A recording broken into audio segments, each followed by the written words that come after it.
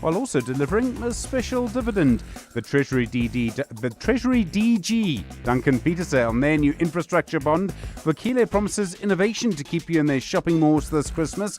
How the Port of Durban is improving, and your shapeshifter tonight, the chair of the energy regulator, NERSA, Timbani Bakula, on his career and our massive electricity transition. All of that to come, but first, the very latest Eyewitness News.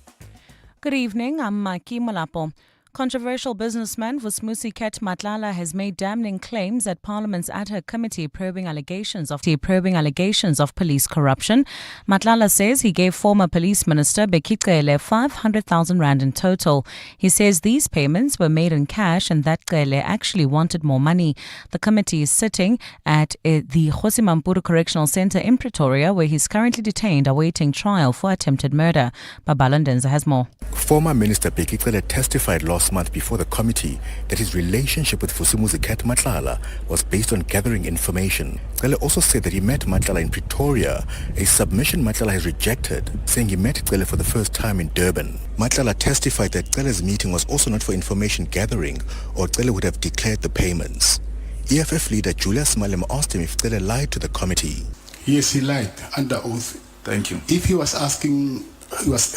seeking information, why would he even ask me to ask my protectors to take him and his wife to a wedding somewhere in Lanseria? Matlala also says Cele was hell-bent on collapsing Senzo Mchunu political ambitions. He also says Cele was extorting him, and he stopped taking his calls before he was arrested in May. Babalo Ndenze, Eyewitness News at the Kgosimampuru Correctional Centre in Pretoria. The Employment and Labour Department says its incident investigation report into last year's George building collapse points to criminal liability on the part of employers. It's informed Parliament's Portfolio Committee today that it's now handed its findings to the National Prosecuting Authority. 34 people died in May last year when an apartment building still under construction caved in, injuring more than 70 workers, most of them foreign nationals. Lindsay Dentlinger has more. Chief Labour Inspector Millie Reiter says the report into the building collapse was completed on the 31st of last month. She believes the evidence is strong enough for contractors to face criminal charges. The report was handed to the NPA last week, Tuesday. We decided not to follow the formal inquiry process and also not the joint inquiry process. Deputy Minister Jomo Sabia says he has full confidence the report will lead to those responsible for occupational health and safety lapses to be held accountable. The investigation that was done and its conclusion and the report that we have sent to NPA, it's a solid, and we have covered everything. We've made sure that we deal with all the matters. The committee has heard that of the 77 workers affected by the collapse, 53 of them were foreign nationals, none of whom had work permits, and all of them confirmed by the Department of Home Affairs to have been in the country illegally. Lindsay Dentlinger, Eyewitness News, Parliament. Criminal law expert Dr. Llewellyn Kerr-Lewis says a decision whether to release convicted murderer Nigel Peterson on parole or not could be made as early as tomorrow. The Correctional Supervision and Parole Review Board sat today to consider the 63-year-old's parole application. She's eligible to be released on parole after serving 16 of her 28-year prison sentence for orchestrating her husband Talib Peterson's murder in 2006. The music and theatre legend was shot dead in his Athlone home in December of that year. And Tutuzela Nene has more. Nigel Peterson appeared before the Correctional Supervision and Parole Review Board for the second time in just over a year to be considered for parole. Criminal law expert Dr. Llewellyn Kerr-Lewis says a decision can be expected any time from now. As long as it's within a reasonable time frame, and a reasonable time frame can be a 1 day or it can be a month, may even be longer. Kerr-Lewis says because this is a high-profile case, he suspects a decision will be made sooner rather than later. I can see that they will deliberate, even if it means after hours deliberation between the panel members, and they will come up with a result and a determination and a decision within the next week. I would be surprised if it takes longer than that. He adds that the decision could be subjected for a review, as was the case last year. Ndutuzelo Nene, Eyewitness News. And in West Africa, military officers in Guinea-Bissau have announced that they've seized total control of the country while suspending its electoral process and closing its borders. This amid reports that the president, Umaro Sissoco Embalo, has been arrested. It also comes 3 days after the poverty-stricken West African nation's legislative and presidential elections, in which the main opposition candidate was disqualified. The results were expected tomorrow. Both Embalo and his closest rival, Fernando Diaz, have claimed victory. Earlier today, gunfire was heard near the coup-prone country's presidential palace as men in military uniform took over the main road leading to the building. Military personnel made the announcement by reading a statement at army headquarters in the capital, Bissau. Gold's trading at $4,162.02 an ounce. The rand's at 17.11 to the dollar, at 22.63 to the pound, at 19.83 to the euro. Brent crude oil's at $62.40 a barrel. In your sport, the Proteas hammer India by 408 runs to complete historic clean sweep. Adeslam Wadu denies Mbegezeli Mbogazi's reported move to the MLS. And James Ryan banned for 3 matches for dangerous clear-out in defeat to the Springboks. Look at your weather. A partly cloudy Thursday in store for Gauteng with morning fog patches and afternoon thunder showers expected tomorrow. Joburg will drop to overnight lows of 13 degrees and peak at highs of 26. Pretoria is at 15 and 29. Vereeniging is at 13 and 27 degrees. A partly cloudy day for the mother city as well tomorrow, along with moderate southeasterly winds at a low of 19 and a high of 30 degrees. The top story in Eyewitness News this hour. Controversial businessman Vusmusi Ket Matlala has made damning claims at Parliament's ad hoc committee probing allegations of police corruption. EWN, in touch, in tune and independent. For the latest, visit ewn.co.za or download the EWN app. EWN Traffic. Well, at this stage in Sunwood Park, Boksburg, travelling towards Brakpan, roadworks causing heavy delays. N17 eastbound, that's between Rondebolt and Carnival City. Also travelling through Sandton, heading towards Midrand, expect heavy delays. M1 northbound, this is between Greyston Drive and the Between Change. We still have those roadworks causing about a 20-minute delay in the Calvin Alex area. On the N3 southbound, that's between the Between Change and London Road, there's an accident scene causing heavy delays on the N2 outbound approaching Hospital Bend. There's also slow-moving traffic M5 southbound between Pinelands and Kenilworth, as well as on the M5 northbound traffic backed up approaching Berkeley Road. If you come across any other traffic issues, please WhatsApp us on 072-702-1702. There's more EWN on air, online, and on the EWN app. And now, The Money Show with Stephen Grootes on 702. Let's walk the talk. The Money Show with Stephen Grootes is brought to you by ABSA CIB, proud host of the Africa Impact Matters series podcast. ABSA is an authorized FSP and registered credit provider. 8 minutes after 6, good evening. Welcome to the program. I'm Stephen Grootes. A packed show, particularly the full hour. I'm looking forward to our shapeshifter tonight, Timbani Bakula, the chair of NERSA, right at the intersection of all of the electricity transitions. But before then, really great numbers coming out of Tiger Brands. Their CEO, Chart Kruger, already on hold, waiting to talk to you. We'll speak to Billy Tom. He's the president of NAMSA, also CEO of Isuzu. He's been at the big opening of a new metal stamping facility in Gqeberha. That's going to help the local supply chain when it comes to cars. The National Treasury unveiling a new infrastructure bond today. Duncan Peterson is the Director General there. It follows the medium-term budget policy statement. Looking forward to the conversation with him in about 15 minutes' time as well.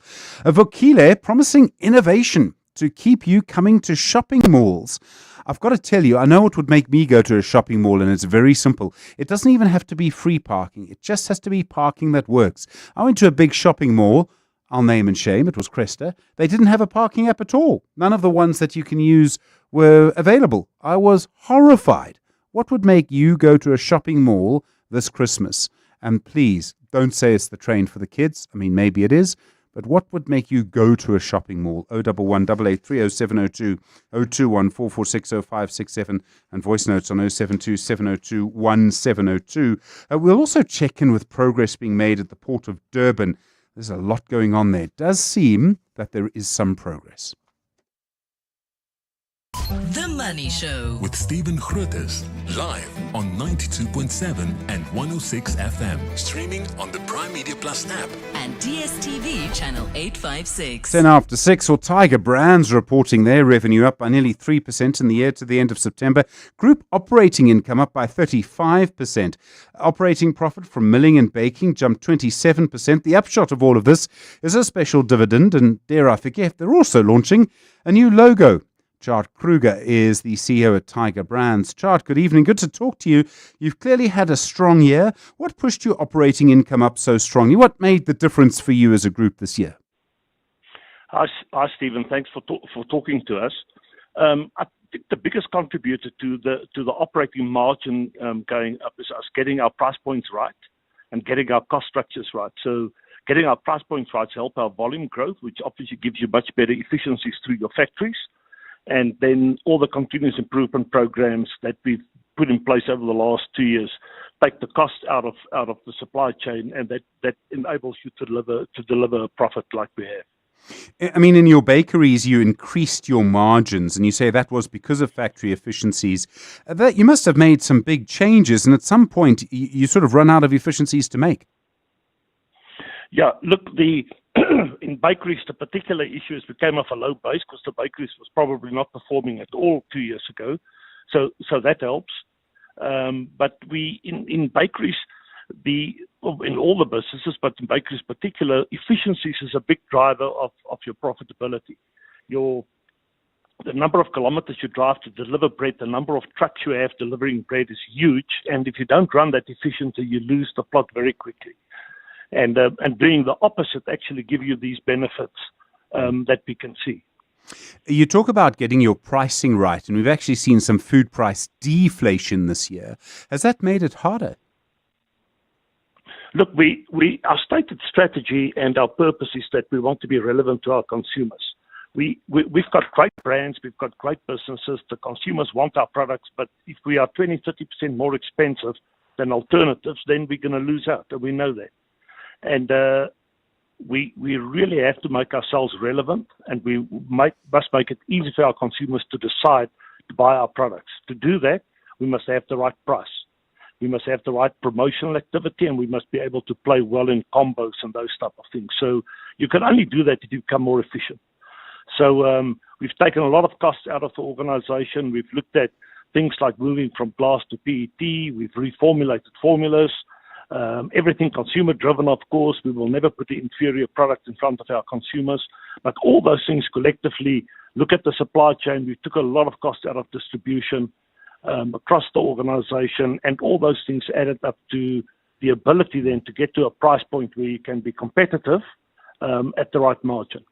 I mean, being competitive is everything. And I noticed that actually in fizzy drinks, I suppose technically they're called carbonated beverages, it looked like you actually had to discount some products. Is there tough competition in fizzy drinks at the moment? We're not. CSDs is what we call it, carbonated soft drinks. That's the two big guys, and there is a bit of a price war there, I think. We're not directly competing with them, but we've got Energate and Oros, and obviously there's a bit of an overflow. If those products become more affordable, consumers will buy that rather than our Oros or Energate. We've seen a bit of that, so we did experience that. But we've got a few programs that we've put in place. Obviously, we must be quite vigilant with our pricing. We've got promotional activity. We've got marketing campaigns in both of those products. And the last couple of months, we saw some comeback. But that market is very competitive. And the new logo, still a tiger. I was very pleased to see, Chart.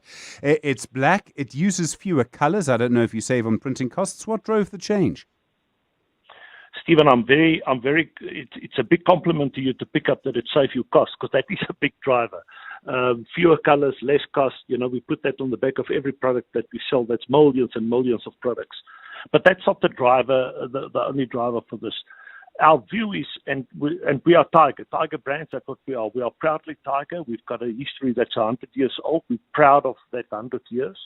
But we do feel we've turned the corner, and we do need to futuristic this almost and really modernize this brand. That brand, as you see, means a lot of stuff. It represents our whole value chain. You'll see if you saw the presentation, the chin of that tiger is the bottom bit of a Mrs. Ball's container. The ears are the same as the Black Cat logo. So it really represents our whole value chain, and it really is modern. It's quite assertive. It's going for growth, and it's futuristic. So we just think it's a right time now to get the organization to really focus on the future and get our consumers and all the role players in our business to really join this journey with us. Jar, thank you very much. I mean, it's assertive, but it sounds like your tiger is purring as well. Jar Kruger, thanks very much indeed, the CEO at Tiger Brands. The Money Show on 702. Monday to Friday, 6 to 8 p.m. Well, the opening today of a 740 million rand VLS manufacturing metal stamping facility in Gqeberha. Billy Tom is the president and CEO of Isuzu Motors South Africa, also the current president of the National Association of Automobile Manufacturers of South Africa. Billy, good evening. Good to talk to you again. We keep hearing about fears that our car industry can't compete with other players. How important is this investment in our local industry and the local supply chain? Stephen, very good evening, and good evening to the listeners. I must correct one thing. I'm now the former president of NAMSA. I stepped down a week ago. My mistake. Yes. No. You're not up to date. I'll update you. Stephen, this is quite important for us. I mean, the industry, yes, is facing enormous challenges. There is a lot of things being said about the industry, but I think each and every industry goes through turbulence in one way or the other. But I think what's key for us is to invest for the future. I mean, what some people say, investing ahead of the curve, and that's what we're doing here. But also, I mean, we've come through a tough period where we've had to relook at our business and do things that bulletproof us going into the future. Like, for instance, the volatile prices of containers. So where we've got an opportunity to do things local, we need to do them local for our stability. Did government play a big role in this? I mean, it's an important plant, it's important to supply chains. There's a lot of competition from other countries when it comes to car manufacturer. I would presume the DTIC might have been involved.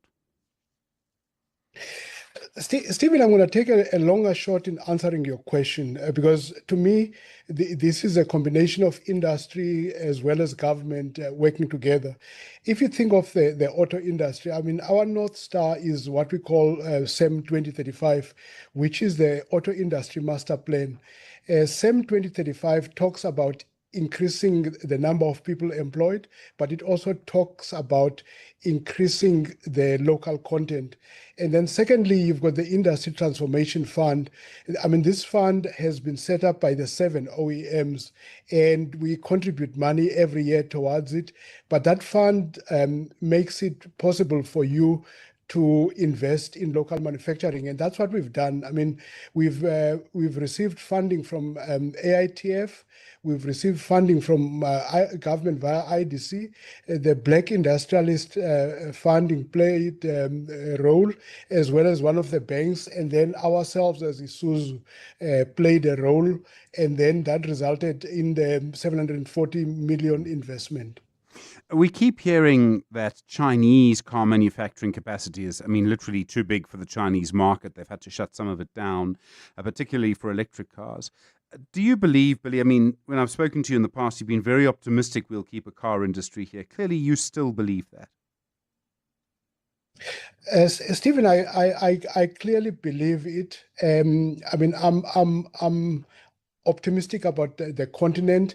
To me, I don't only look at the SA industry alone, I look at the African automotive industry.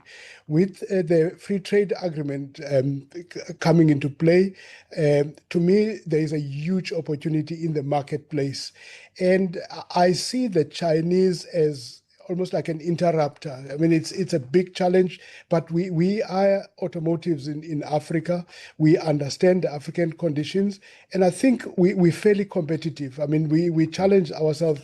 If I talk of Isuzu as an automotive, I mean, we benchmark against the likes of Thailand to ensure that our costs are in line. I mean, we visit Japan from time to time, and if you look at the investment we've made, it's bringing a lot of stability because instead of importing some of panels from overseas with a rand that's volatile and the shipping prices, we're now going to manufacture those locally, which brings stability and makes us more competitive.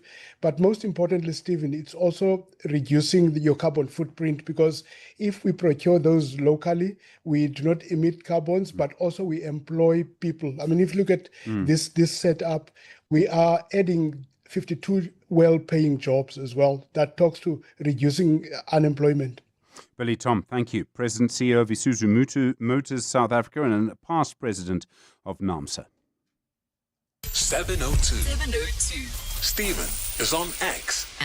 At Stephen Grootes. 20 after 6, the National Treasury sending some of its top people to a meeting today with fixed income investors. It's the launch of the National Treasury's first infrastructure and development finance bond.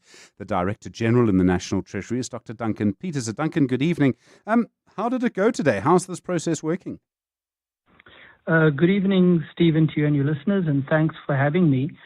Look, perhaps just to take a step back, as you know, in last year's MTBPS, we said that one of the pillars of the infrastructure reform agenda is going to be to introduce innovative financing instruments, work on the credit guarantee vehicle to de-risk private sector participation in transmission infrastructure development is well underway with our partners, the IFC and the World Bank. And another important feature of that reform process was issuing dedicated infrastructure bonds. So the 2026 budget next year will, for the first time, show our borrowing specifically for infrastructure. And we are raising dedicated infrastructure bonds in order to finance the budget facility for infrastructure windows, which we now have 4 of every year, up from 1 per year last year. So it's part of the broader reform agenda that's aimed at driving growth through catalyzing greater infrastructure investment. We've seen a sort of quite a few bits of good news. I'm sure you noticed, Duncan. The medium-term budget policy statement was a big part of that. I would imagine there might be a little bit more faith now in our government to get strong interest in something like this.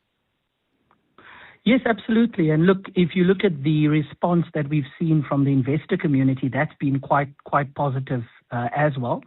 And I think that's important because what we wanted to do was to be able to create a listed instrument that asset managers, banks and others can invest in if they wanted dedicated exposure to public infrastructure projects. And so there's clearly quite a bit of interest here. And ultimately, the goal is to build a dedicated new infrastructure-based asset class. So over time, as more and more budget facility for infrastructure windows are finalized, and as I said earlier, we have 4 per year, the projects coming through those will be ring-fenced on the budget, and then we will leverage these infrastructure and development bonds to raise dedicated financing for those projects. We saw our credit rating being upgraded by S&P Global. Obviously, things seem to be moving in the right direction. What are you doing to keep that momentum going? Yeah, so obviously the next stop is the budget in February next year. But to make the obvious point that this work has been a number of years in the making. We've been running primary surpluses as a government for the last 3 years. This is our 3rd year in a row. And it's really only when revenue exceeds non-interest expenditure for a consecutive number of years and those primary surpluses are growing, it's only then when you can really achieve what we've achieved this year, which is a peak in our debt to GDP ratio.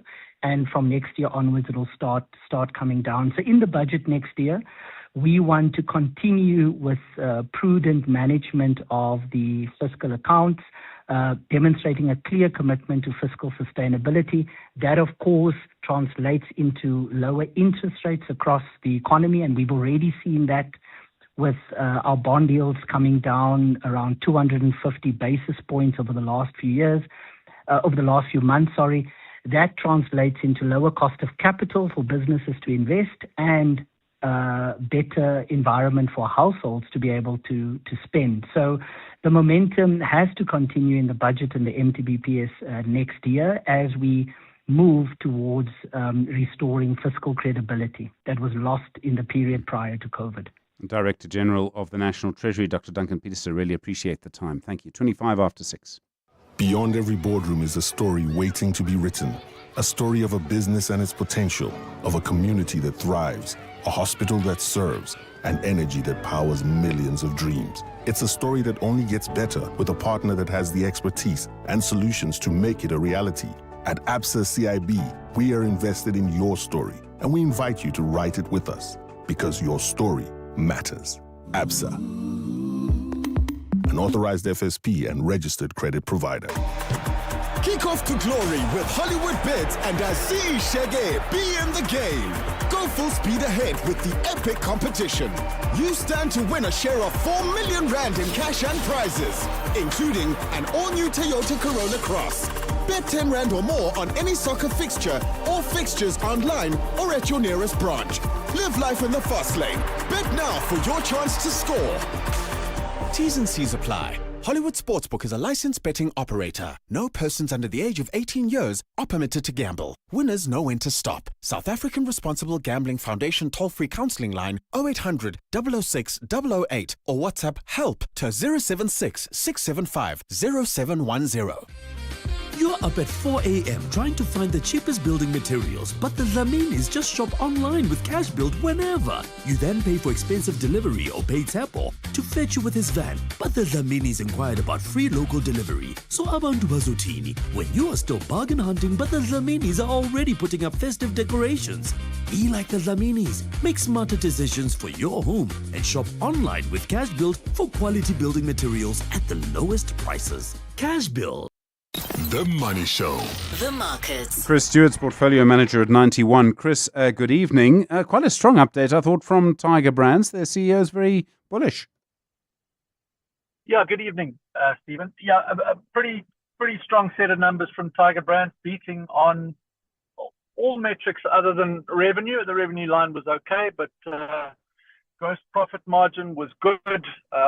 Operating margin was even better.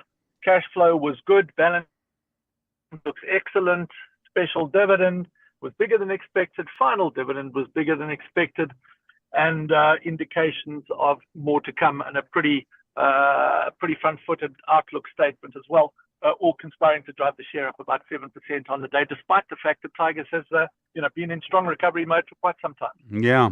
And Vukile, I mean, their shopping centres in South Africa seem to be doing quite well. Their shopping centres in Portugal and Spain are doing quite nicely as well.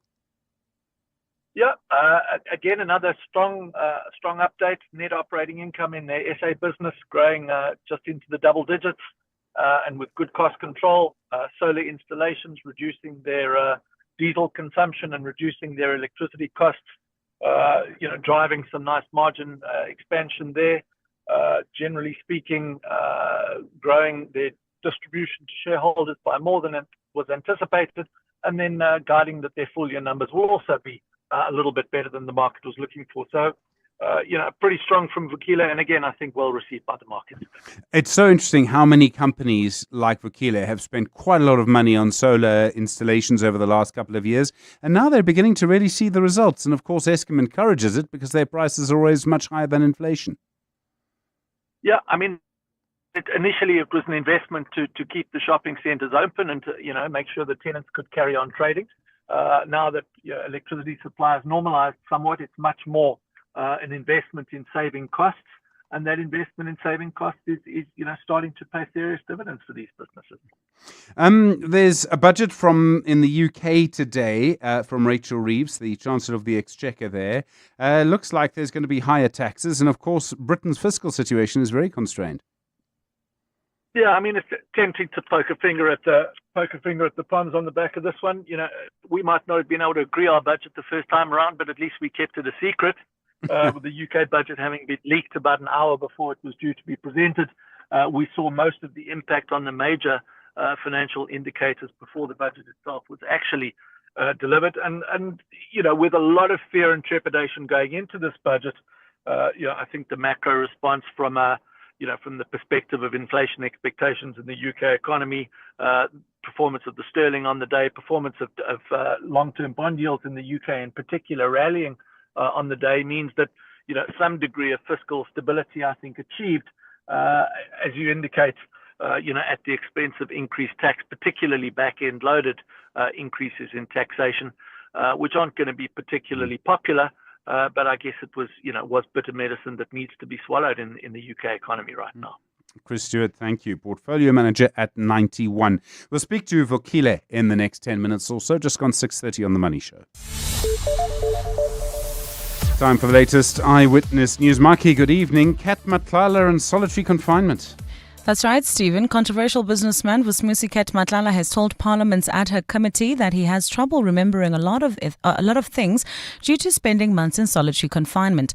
Matlala was responding to questions from evidence leader Advocate Norman Arendse about the raid at his Pretoria home by the police where his firearms and other items were seized.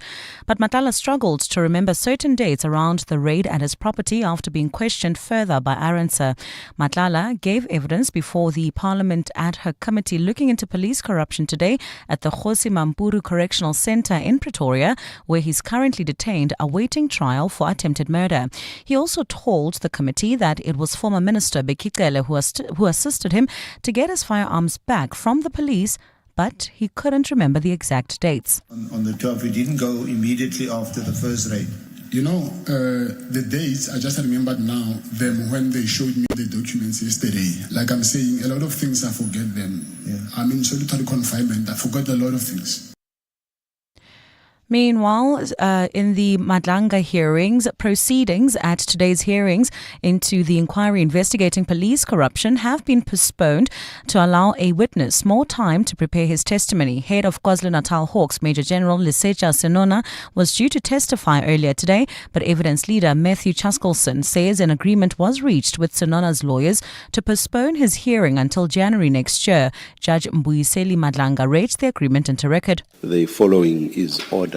1. It is recorded that General Senona is in possession of all documents emanating from the Commission that he requires to consider for the purposes of preparing his witness statement. 2. General Senona will furnish to the Commission on or before 16 January 2026 a sworn statement addressing the issues listed in the subpoena dated 13 November 2025. The South African Human Rights Commission has found failures to address long-standing racial and gender inequalities in land lease allocations around Hartebeespoort Dam. This follows a complaint from the Hartebeespoort Dam Development Initiative claiming that black applicants have faced both historic and ongoing exclusion. According to the complaint, only 2 black applicants were awarded rights to occupy land along the dam shoreline over the past decade. The Commission says during its investigation, the Water and Sanitation Department conceded to unfair discrimination in occupancy, although it attributed this to a pre-democracy trend. Commissioner Tsepo Madlingozi. That's the headline fact that the Department of Water and Sanitation failed to address the gender and racial disparities. He says the department breached several provisions of the Promotion of Equality and Unfair Discrimination Act. Let me be very clear. Unfair discrimination is not only because of commission. The court has been very clear that unfair discrimination also exists where there is omission. And in Hong Kong, at least 13 people have been killed and 15 have been injured in a major fire engulfing apartment blocks in the Tai Po district. More than 700 firefighters are at the scene trying to tackle the blaze at Wang Fuk Court, which houses about 4,600 residents. The government has paid tribute to a 37-year-old firefighter who died during the blaze, describing him as a dedicated and gallant. According to a local councillor, residents are asking for help from local authorities after losing contact with relatives inside the buildings. The fire has been classed as a level 5, the most serious level in Hong Kong. A look at your weather. A partly cloudy Thursday in store for Gauteng with morning fog patches and afternoon thunder showers expected. Temperatures will drop to overnight lows between 13 and 15 degrees and peak at highs between 26 and 29 degrees. Partly cloudy skies in Cape Town along with moderate southeasterly winds at a low of 19 and a high of 30 degrees. The top story in Eyewitness News. Controversial businessman Vusmusi Ket Matlala has told Parliament's ad hoc committee that he has trouble remembering a lot of things due to spending months in solitary confinement. EWN Traffic. Sunwood Park, Boksburg, heading towards Brakpan. There's about a 30-minute delay. This is on the N17 eastbound between Rondebolt and Carnival City due to roadworks. Also roadworks slowing down traffic in the Calvin Alex area heading towards Germiston.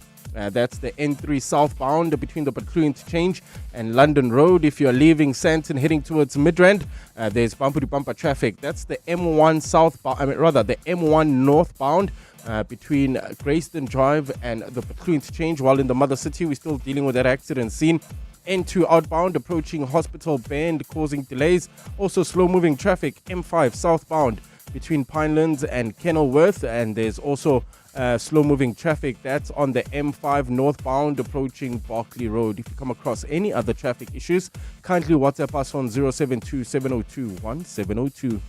There's more EWN on air, online, and on the EWN app. After a short migration, the family arrives at the Premier Resort, rich in food, drink, and entertainment. The young, freed from classroom captivity, head straight for Kids Club and the safety of the herd. The adult male meanders to the scuba center, while the matriarch basks by the pool. Book your resort escape to Knysna, East London, Scottborough or Sunny Pass at premierhotels.co.za. As calendars fill with year-end events, give your team a ride they can trust. With Lula Chauffeur, your people get safe, reliable transport that's easy to manage. They'll match the right vehicle for the occasion and make sure it's on time so you can enjoy the celebration stress-free. Dedicated vehicles for your people. Vetted drivers. Rides planned around your schedule. That's Lula Chauffeur. Act now. Book your year-end movements at lulaloop.co.za. That's Lula loop.co.za. Lula, move the people, move the world. Small businesses are anything but small. They're the backbone of our communities, the dreamers, the doers, the ones who keep Mzansi moving forward. That's why 702 and Capitec Business Banking are putting them in the spotlight. Every Thursday between 6 and 8 p.m., catch Small Business Focus with Capitec, where we showcase the hustle, heart, and the secrets to thriving in today's economy. Your vision matters, and with Capitec, you're never building it alone. Small Business Focus with Capitec, the business bank for everyone. Thursdays between 6 and 8 p.m. on 702. Capitec Bank is an authorized FSP 46669.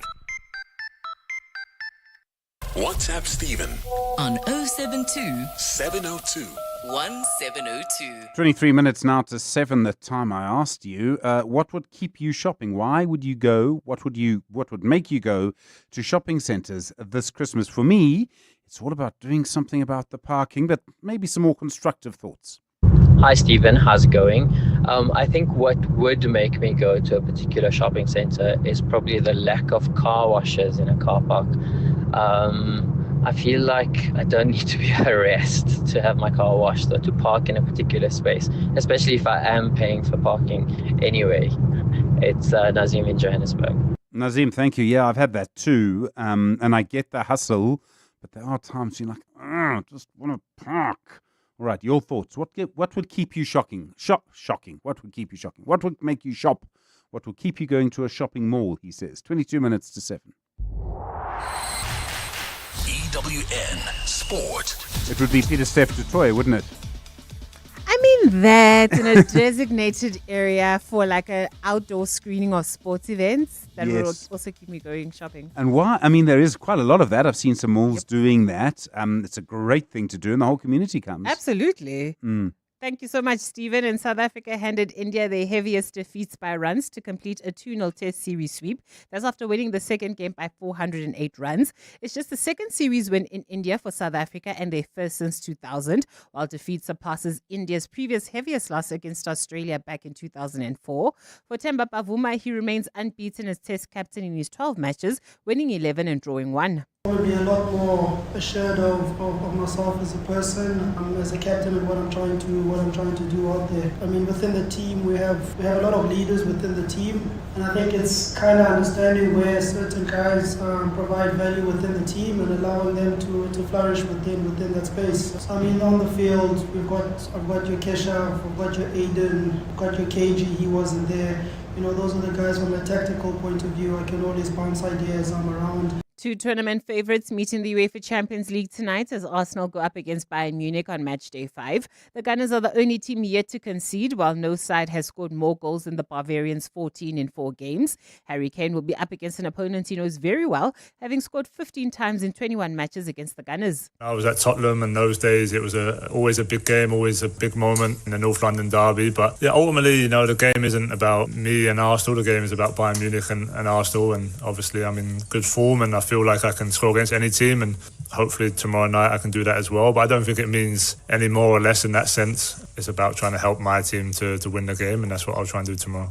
Adeslam Adu has warned Orlando Pirates' rivals that their strength in depth has made them a genuine title threat. His comments come after their 2-0 win over Chippa United in the Betway Premiership, which moved them joint top with Mamelodi Sundowns and with a game in hand. And what's pleased the coach most is that the Buccaneers are playing attractive football while collecting maximum points. The result is very important, but when you coach over such big club, one of the biggest club in Africa, one of the biggest club in South Africa, we have to understand that people are coming to watch a game, they're coming to watch a show, especially in modern football. When people are coming to packed a stadium, the new generation of coaches, especially when we pass our badges, we take these things in consideration. The way that you deliver a game, the show that you have to give to the fans. And the 7 series kicks off this weekend, and ahead of it, Blitzpark head coach Philip Snyman has recalled stalwarts Christy Hobla and Donovan Don to his team. On the coaching side, Renford Dazel has been appointed an assistant and is looking to get their season off to a winning start. I think it's probably one of the important tournaments in your life to start the season off, and it's your first tournament and it's your debut. I think for some of these guys it's been brilliant. For me it was brilliant playing my first tournament in Dubai, and I think coming here and you had a good build-up in Stellenbosch and coming here and with all that positive energy, and I think it's probably the best way to start the season in Dubai. Tholagile Mganga, Eyewitness News Sport. The Money Show with Stephen Grootes, live on 92.7 and 106 FM. Streaming on the Prime Media Plus app and DSTV channel 856. 18 minutes to 7 the time. Well, the Vukile Property Fund reporting its net operating income for its properties in South Africa. They're up by 10%. It does seem that more people are going to shopping malls. Spain and Portugal, their gross rental property income up by 8.2%. This is for the 6 months to the end of September. Lawrence Rapp is the CEO at Vukile Property. Lawrence, good evening. You're seeing a big increase in trading density in South Africa. Sales per square meter in your township malls, it's up 7%. In commuter malls, it's up nearly 7%. That's quite strong growth. What's driving that? Stephen, thank you. Really, I think it's a combination of a few factors. I think certainly number one is the macroeconomic environment. Certainly many of the headwinds that we had before have now become tailwinds. I think lower interest rates, a bit more consumer confidence certainly gets more people shopping. But I think there are a lot of sort of internal issues that we've been driving to make our shopping centres more attractive. We are investing a lot of money in understanding the consumers in the markets that we're in, and driving a lot more promotional activities to encourage people to come into the malls, to make sure that our malls are not only dominant, but the preferred malls that they go to. So I think it's a combination of sort of having a very strong operating platform, dominant malls, and then we're getting the benefit also of those tailwinds in terms of a more positive macroeconomic environment. You talk about innovation for customers in shopping centres. I mean, what changes do you think are going to come? There's so many different ways for people to get things now. And I mean, to get through and out of a parking boom, Lawrence, in some cases will be enough to keep me at home. What innovations work to get people to come to a mall? Sure. I think, number one, Stephen, one's got to look at the market in South Africa that we're serving. Many of our customers don't arrive in their own cars. They arrive either by foot or by taxi. So it's a very different market to, paying for parking. I heard the clip earlier about being harassed by, people wanting to wash your car. Our malls are different. They're township and rural malls. And, our customers tend to come differently. They shop more frequently, although in smaller basket sizes. So really what we are trying to do is get to the heart of the community, make sure that our centers are embedded in the communities. The community sees it not just simply as a place to shop, but a place that understands their needs, their dreams, their aspirations, and that we can meet those needs. I'll just give you one example. We recently ran a promotion across many of our centers across the country, a Diski football fan promotion with the legendary Dr. Kamalo. We saw growth in footfall in excess of 20% on the days the promotions ran relative to the prior day, the same day in the prior year. So it's about talking to your community and understanding them. If I look at our Spanish business, which is a very different demographic, interestingly, in Spain, you don't pay for parking at shopping centers. It's free parking is the norm. But there we're sort of using a lot of loyalty schemes. We're using a lot of AI stuff currently in pilot to understand customers and their touch points, what they're looking for. So I think there is sort of a constant desire on our side to sort of really see how we can understand the consumer and meet their needs. And something we talk about very often in the business is the nature of retail will change over time. It has changed over time, but people always need to buy things. They need to experience things. They need to socialize and interact. And we believe that shopping centers are the ideal venue for those things to take place.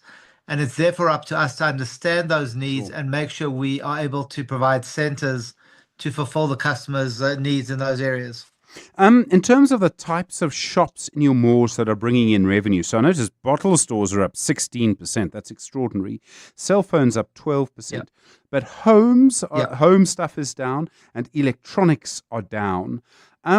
Are these longer term trends? I mean, I realize that, the supermarkets have brought in, basically almost a bottle store war in some ways. But are these longer term trends in your malls? Yes and no. I think in one respect, they are coming off high bases. Those two categories did particularly well during COVID. So the bases were high. And that is sort of why the growth is perhaps lower. But I think also, as durable items, durables tend to suffer more when the economy is not strong. So even though we have spoken about some green shoots and tailwinds coming through, the consumer has still been under pressure. So you will find that spend will go more towards FMCG and semi-durables, whereas durables will sort of be the item that will sort of lag in a more difficult economic environment. With interest rates coming down, you may find that those items do start becoming more in demand. But also, I think we have seen a lot of consolidation in those sectors. So you'll forgive me for giving a typical economist answer of sort of, on one hand and the other. But I think, I think it's probably typical of where the economic cycle is. And I think we may see some better growth in those areas going forward if the consumer does feel more emboldened and has more money due to lower interest rates. We've got 30 seconds left, but you're in the process of buying 50% of a big mall in Chatsworth and Durban. I presume you see a lot of potential there. Most definitely. I think it's a cracker of a center. We think that there are more efficiencies that we can extract from it in terms of solar PV and maybe just bringing our more focused management approach. So yes, we are very upbeat about that purchase and think it will add very nicely to our portfolio overall. Lawrence Rapp, thanks so much. CEO of Vukile Property. It's 12 minutes now to 7 o'clock. Managing all your office communications, including incoming and outgoing calls at the same time, can be tough. Trust Telkom Business to simplify your communication lines. Perfect for any business looking to expand further with the ultimate unified communication solution. Get the fully installed hybrid PABX EMG100 system starting from just 599 Rand per month with an additional 10% off. This Black Friday, your business deserves the best. Visit telkom.co.za/business. T's and C's apply. Telkom Business. Possible begins here. Since December 2024, South Africa has proudly led the G20, guided by a powerful theme: solidarity, equality, and sustainability. From the heart of Africa, we're bringing fresh voices and bold ideas, united by a commitment to build a future where no one is left behind, where economies grow fairly, and where our planet's health guides every decision. South Africa's G20 Presidency 2025, together shaping tomorrow. This message is brought to you by the Department of International Relations and Cooperation. As an FSCA regulated broker, Prime XBT gives you the confidence to trade market volatility your way. Enjoy low trading fees, advanced tools across crypto futures and CFDs, and VIP discounts of up to 70% available to new traders. Take advantage of free deposits and withdrawals with crypto options and local South African payment methods. Prime XBT, empowering traders to succeed. Trade responsibly. Trading comes with risk. The Money Show, Stephen Grootes, is brought to you by ABSA CIB, proud host of the Africa Impact Matters series podcast. ABSA is an authorized FSP and registered credit provider. 10 minutes now to 7 the time. Well, still interested in what will bring you to a shopping centre. 072 702 1702. An interesting piece in MoneyWeb today, looking at the progress the Port of Durban is making in improving itself, and in particular just getting goods through more quickly. It does seem there's more investment in cranes. There seems to be improvements by the Border Management Agency as well. Devlin Naidu is from the Southern African Association of Freight Forwarders. He's the executive for SARS and other government agencies there. Devlin, good evening. I mean, we all remember that sort of moment when Durban was rated as the worst port in the world. It was a very contested poll. Are you seeing some changes since then? Good evening, Stephen, and good evening to your listeners. Most definitely, we're seeing a vast improvement. And I think before anything else, we just want to acknowledge the World Bank's performance index. Whilst it is a useful benchmark, I think it's important to clarify that that ranking, as you rightfully mentioned earlier, largely contested, but it was predominantly based on the delays at out anchorage. And that, to clarify for the listeners, is the time before the vessels actually enter the port. So it wasn't a direct reflection necessarily of the core terminal operations themselves. I think so, therefore, the picture was somewhat or very much unidimensional. So I think port efficiency, we're seeing significant improvements, but in that there's a multi-layered logistics network, the transactional layer, the entity layer, the regulatory layer.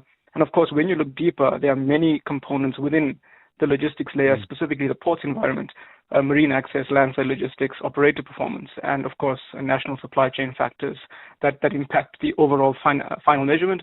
But yes, Stephen, we are seeing a significant improvement. Who do you hold responsible for the improvement, Devlin? Who do you think's sort of done well? I mean, clearly lots of people are working together as well, and that's very important in this. Absolutely. So, look, I think it's just not a single approach. There's success has many owners, and it's been a collaboration between the private sector and Transnet. But again, we must commend the leadership of Transnet, being very objective, looking at the targets that were set versus the performance.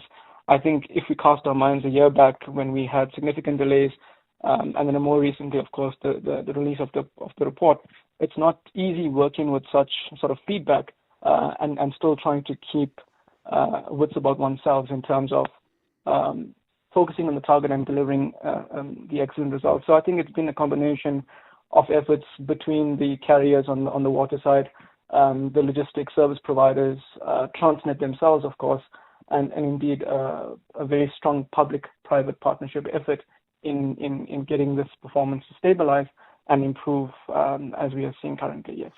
The private operator, International Container Terminal Services Incorporated, they now will be running Pier 2, the sort of competition from Maersk, the competing bid, that's fallen away for various reasons. I mean, I would presume they'll bring capital to this, so there'll be more cranes and things like that.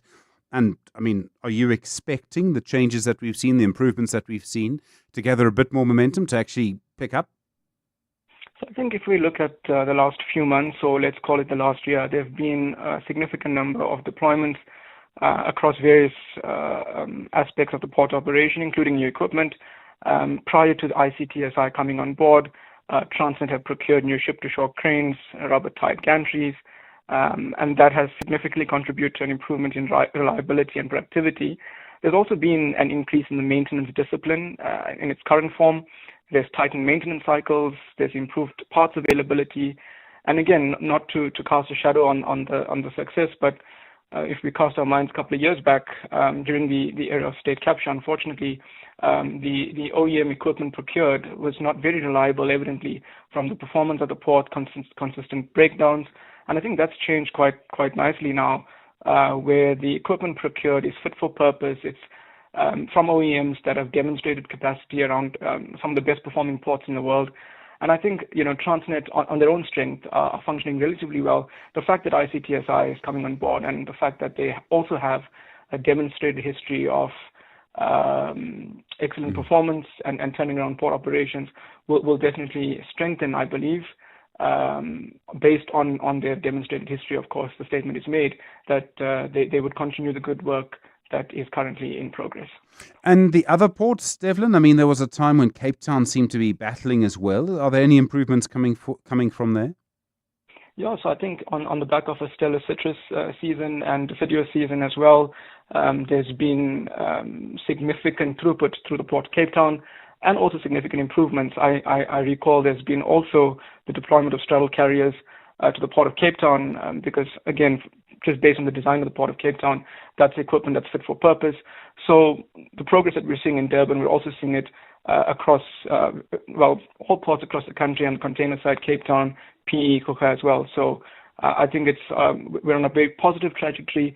And again, I think it's a partnership effort on all fronts. Devlin Naidu, good to talk to you. Thanks very much indeed. From the Southern African Association of Freight Forwarders, the executive there for SARS and other government agencies. The joy of what if we just let it go to voicemail.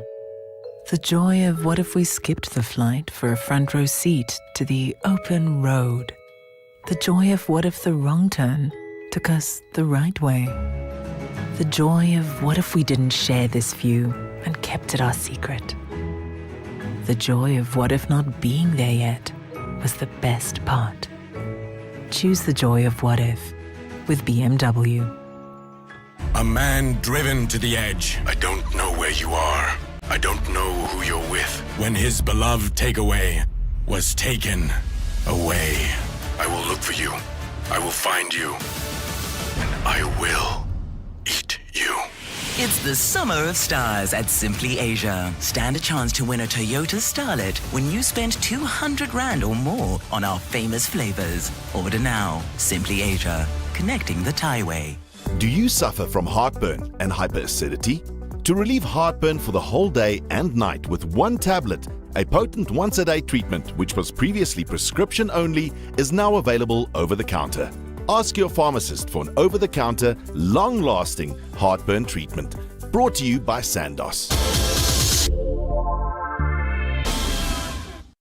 WhatsApp Stephen on 072 702 1702. Well, I've expressed myself about parking in shopping centres. What would it get you into a shopping centre this Christmas? Hi, Stephen. So what makes me go to malls, because I actually don't like shopping, is activities. So if they have like a night market or they have a thrift shop market like at Brooklyn Mall, or if they have something like go-karting, ice skating, movies, carnivals, that sort of thing. So it's more activities rather than shopping that attracts me to a mall. Yeah, a market's also a good thing. Some malls have done that well. Some have messed that up comprehensively. We all know who I'm talking about if you live in Joburg. And so I think that's a good idea. I do like the idea of events, and sometimes there are plenty of people who will come and see someone. Look at the success of the sort of Dr. Kamalo promotion that they had. I do think, though, that some of the fundamental stuff just needs to work. And I'll go to a mall if I know everything there will work. I think that also makes really a very big difference. 702 with Stephen Grootes. Email him on stephen@702.co.za. Various rumblings, whispers, suggestions, thoughts reporting of on international wire services today that that South Africa may not be invited to the next meeting of the G20 in the United States. Now, as I understand it, the way it works is the US, even though they're currently the president of the G20, can't kick us out. Decisions on who belongs and who doesn't have to be taken by consensus. They can make it difficult for us to come, so they can say no one's welcome, we won't issue visas, things like that. They could do that. Although I have to say, I think it would be a big move to say to President Ramaphosa, you're not welcome in the United States of America. I think that could be quite a move. I mean, just imagine if we were say to Trump, we completely and utterly deny you entry. I mean, how would he react to that? It just seems to me so, I was looking for the right word. I think there are two. The one is childish, just so childish. Take your tantrum, just take it back to the golf course. And the second, I think, would have to be that it's just simple bullying. It's also immature. I mean, I could go on. There are other words.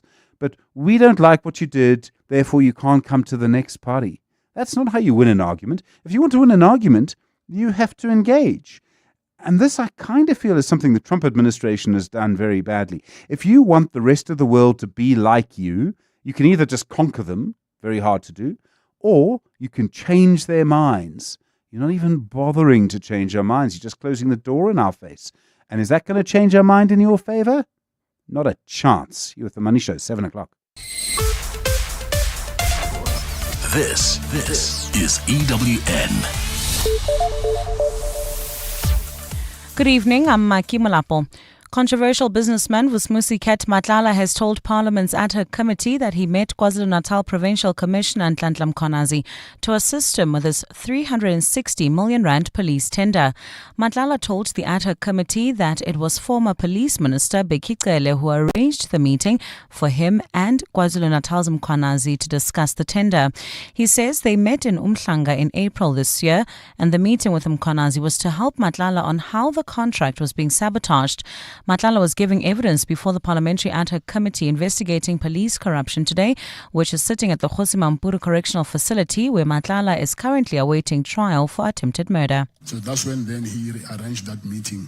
So when I met with General Mkhwanazi, he said to me, yes, I hear about your problem that you're having, so that they don't give you guys enough work. They just send work in drip so that they don't breach their contract. But actually, if it was according to them, they wouldn't send any purchase orders at all.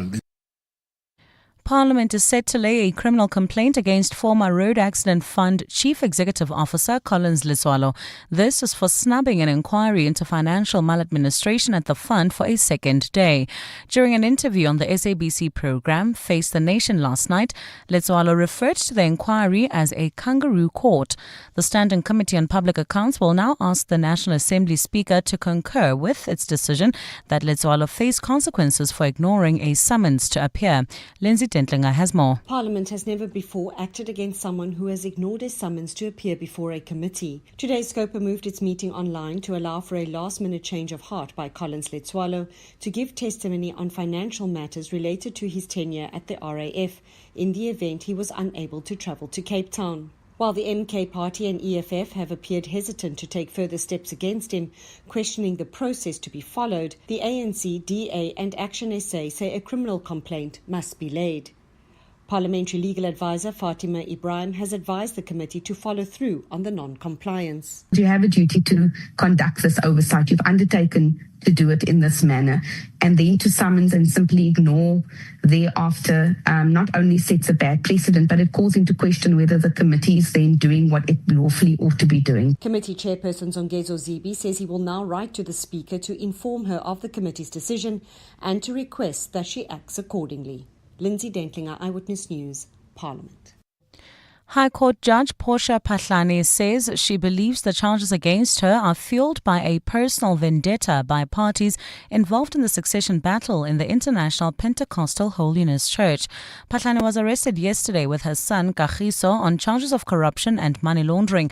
The leader of the Jerusalem faction of the church, Michael Sandlana, and church spokesperson Vusi Ndala appeared in the dock on the same charges.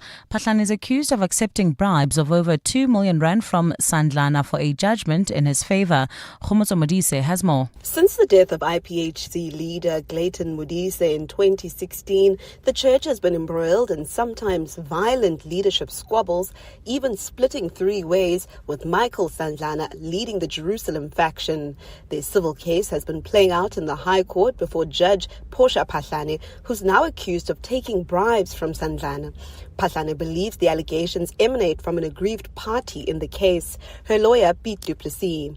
During the course of the said trial, I was personally targeted with allegations against me of corruption and an application for my recusal, which I refused. This led to various threats against my life. While Magistrate Nika Sitsohwe granted Pahlane bail of 50,000 rand, her co-accused, including her son, were also released on 10,000 rand bail each. But prosecutors have opposed bail for Sandlane and have requested that his application be heard in the Commercial Crimes Court next week. Khomotso Modise, Eyewitness News, Pretoria. And finally, the Joburg CBD received a facelift with the unveiling of a new, first-of-its-kind sports complex. The project is spearheaded by former cricket captain and administrator Ali Bacher, who is aiming to empowering the city's youth and revitalizing the inner city. Mawande Mateza has more. The Field of Dreams project in the inner city aims to provide a safe and secure environment that will enable youngsters who are talented in soccer, basketball, and netball to thrive. The initiative is a partnership between Bacher, non-profit organization, the Maharishi Invincibility Institute, and Standard Bank, who donated the land on which the facility is built on. And Bacher says this is his way of repaying South Africa. This country has been very good to me and to my family. They've given me every opportunity to do what I thought was best for my talent and my family too. So it's payback time, which I want to do, but with a generous heart. Mawande Mateza, Eyewitness News. Gold's trading at $4,166.93 an ounce. The rand's at 17.09 to the dollar, at 22.61 to the pound, at 19.81 to the euro. Brent crude oil's at $62.40 a barrel. Well, at this stage in the Sunwood Park area, heading toward Brakpan, we still have those roadworks causing heavy delays on the N12 eastbound. This is between Rondebolt and Carnival City. Also, we have those roadworks as well in the Calvin Alex area, slowing down traffic heading towards Bedford View. That's the N3 southbound between the Patlu Interchange and London Road. And finally, in the Mother City, where there's bumper-to-bumper traffic on the elevated freeway. That's heading into the Cape Town CBD. A look at your weather. Partly cloudy skies in store for Gauteng tomorrow with morning fog patches and afternoon thunder showers expected. Joburg will drop to overnight lows of 13 degrees and peak at highs of 26. Pretoria is at 15 and 29. Vereeniging's at 13 and 27. Partly cloudy day for the Mother City along with moderate southeasterly winds tomorrow at a low of 19 and a high of 30 degrees. The top story in Eyewitness News this hour. Controversial businessman Vusmusikat Matlala has told Parliament's ad hoc committee that he met KwaZulu-Natal Provincial Police Commissioner Nhlanhla Mkhwanazi to assist him with his 360 million rand tender. EWN, in touch, in tune, and independent. For the latest, visit ewn.co.za or download the EWN app. And now, The Money Show with Stephen Grootes on 702.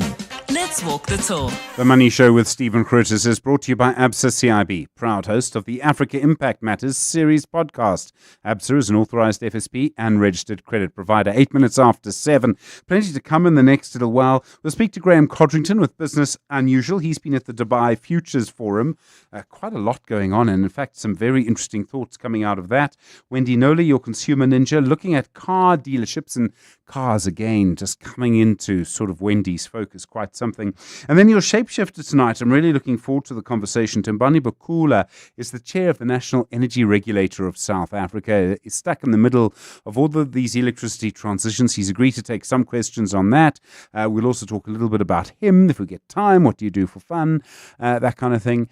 So looking forward to that conversation. Not very often, actually, we get the chair of a regulator as a shapeshifter. But I remember reporting on Tembani Bakula, oh man, wow, 15 years ago, I think. So, I think all of those are very, very interesting. So looking forward to that conversation from around 7:30. Good to hear from you as well on 011 883 0702 021 446 0567 and voice notes 072 702 1702. The Money Show. Business Unusual. Well, Graham Codrington, the futurist and partner at Tomorrow Today, with us on the line. Graham, good evening.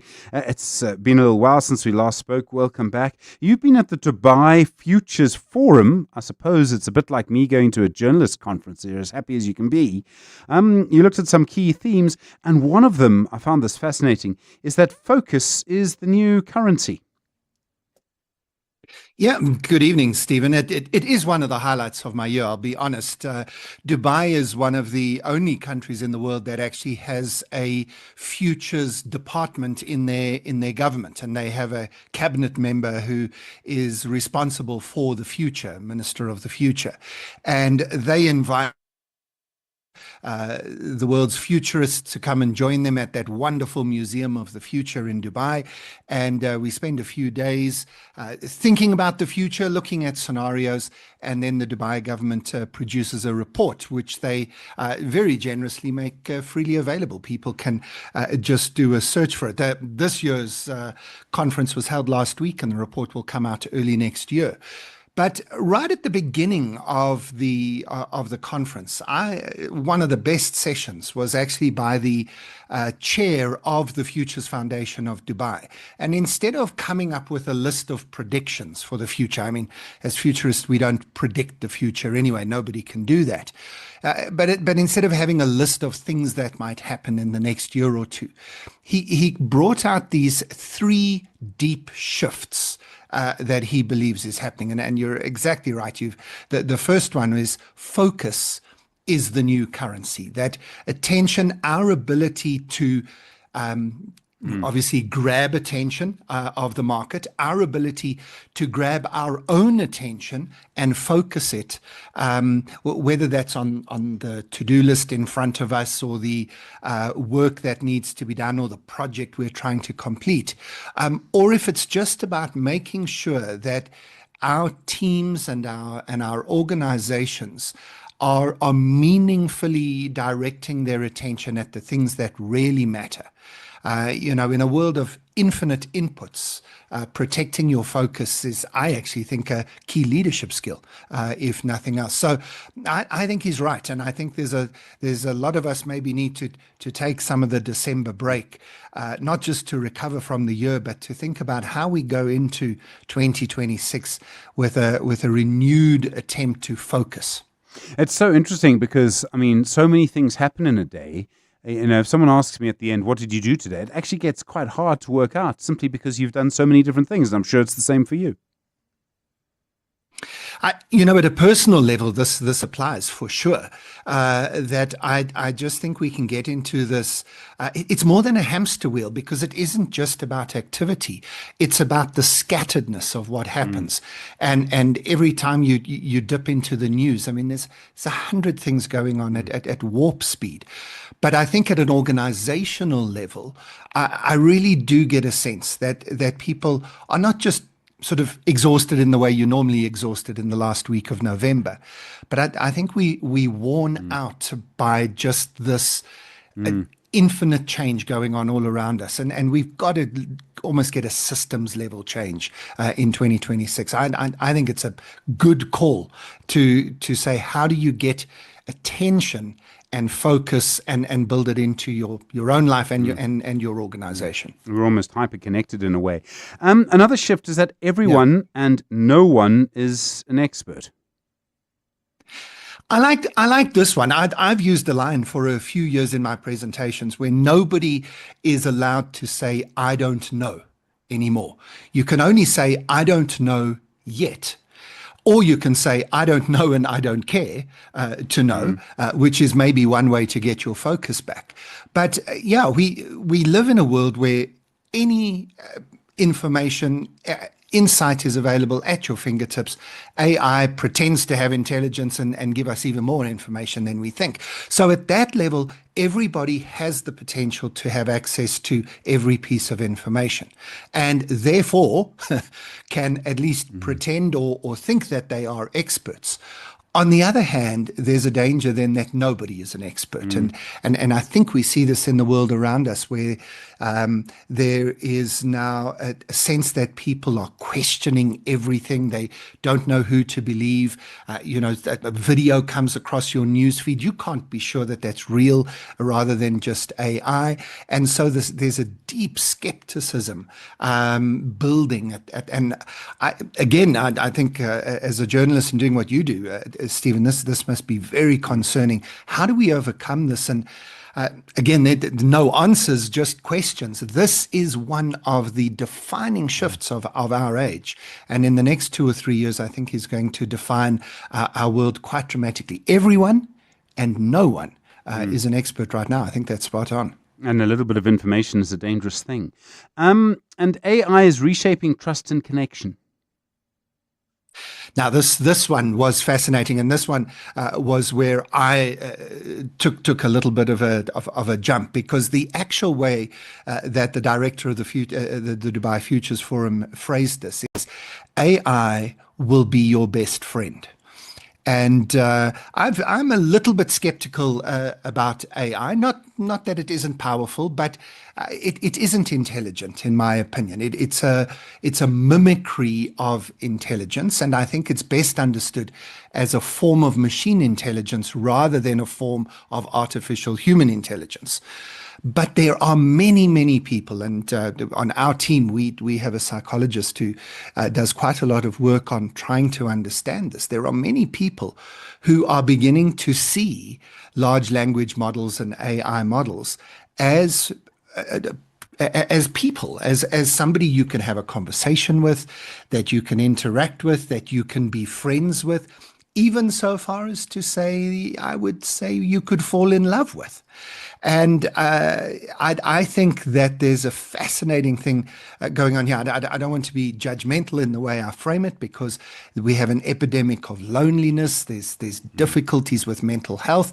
And I think if any tool that would be useful to help us deal with loneliness and mental health issues would be good tools. And I think there is some good to be done there. But I think there's also danger down that path where we replace real human interaction with human machine interaction and no guardrails around it.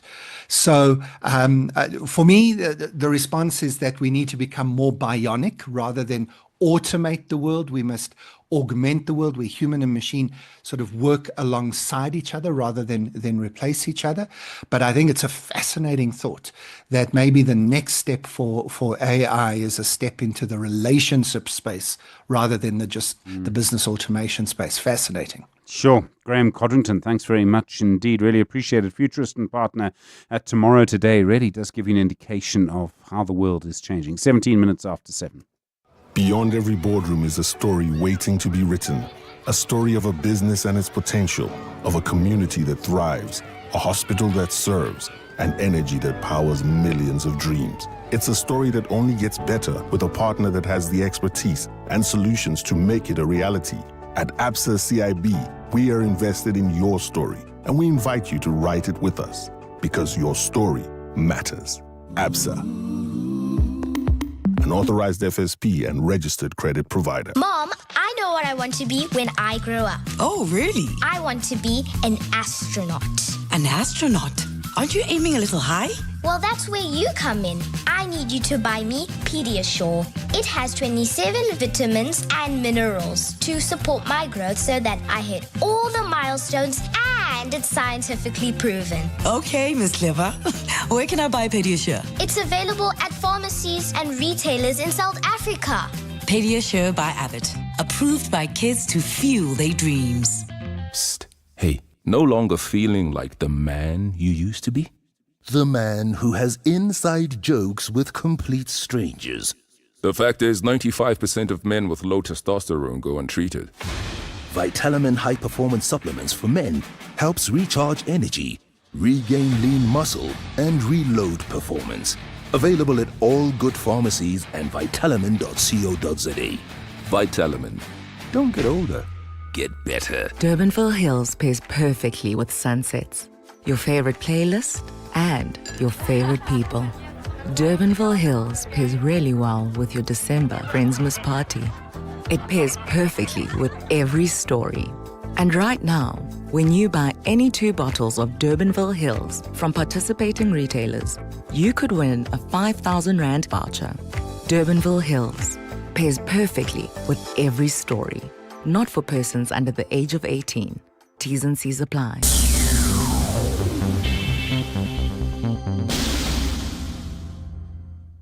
The Money Show. Consumer Ninja. Well, in the world of buying and selling things, there's one particular category that seems to really result in a lot of complaints. And actually, if you think about it, because of the nature of the product, it's not surprising. And I'm talking obviously about pre-owned, not pre-loved, but pre-owned cars.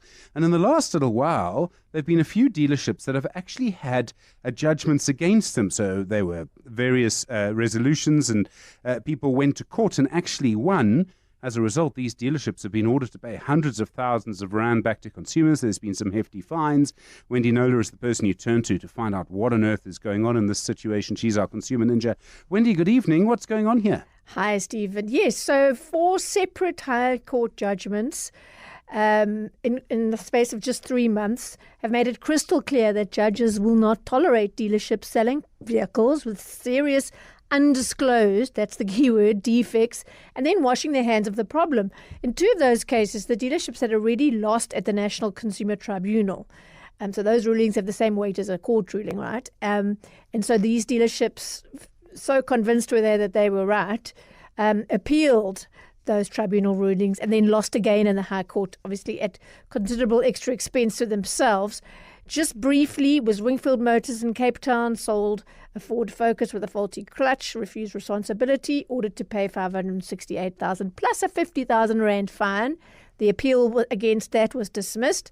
Lambont in the Free State, they ignored a National Consumer Commission compliance notice showing what the court called contemptuous disregard. They had a 200,000 Rand penalty. Again, appeal dismissed.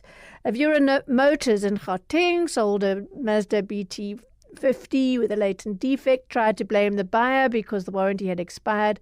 The High Court confirmed the dealerships that the dealership remained liable for the latent defects, and they were ordered to pay for the repairs plus a 100,000 Rand fine. Again, appeal dismissed. Santon Repo Cars was the latest, Stephen. They sold a VW Golf with undisclosed accident damage, tried to hide behind prescription. They said it's past 3 years. The court rejected that argument, and they must now pay the refund in full, 460,000 Rand, plus, again, a 100,000 Rand fine. Appeal dismissed. I mean, the courts are sending a strong message here. They are indeed, and the message is... Motor dealerships are not exempt from the Consumer Protection Act. If you cannot sell a car with defects that existed at the time of the sale, not disclose them, and then claim later that you didn't know, and essentially the buyer must sort it out themselves. The courts are also saying that the 3-year prescription argument won't automatically save a dealership if the consumer only discovered the defect later. I mean, Wendy, you've been saying for years that we shouldn't blindly trust the salesperson. I mean, you've been saying that, I don't know, probably longer than you've been telling us to read the fine print. But people still buy a car online. You go online, you look at the pictures, you look at the history, you look at the kilometers, and then you buy it. I mean, it's surely a big problem. I can't get my head around it, Stephen. I mean, I had a tandem career for 15 years as a motoring journalist, so I'm a petrol head, and I don't understand people who do that. For one thing, to not even want to see the car and drive it, for me, is crazy. But it's become the norm. Let's do everything online. Let's see this, go onto one of the big sites, see this dealership listing, start engaging over WhatsApp or whatever, see a few photos of video. I mean, how much can you hide in those? And then, do the finance and arrange for the courier to send you your car. What could go wrong? Well, every day, and I'm not exaggerating, every day I hear from someone that did that, and in some cases the car broke down the first time they drove it. And now you have a battle royal on your hands to get justice. It really is become quite a critical issue. You've been talking to people about it as well.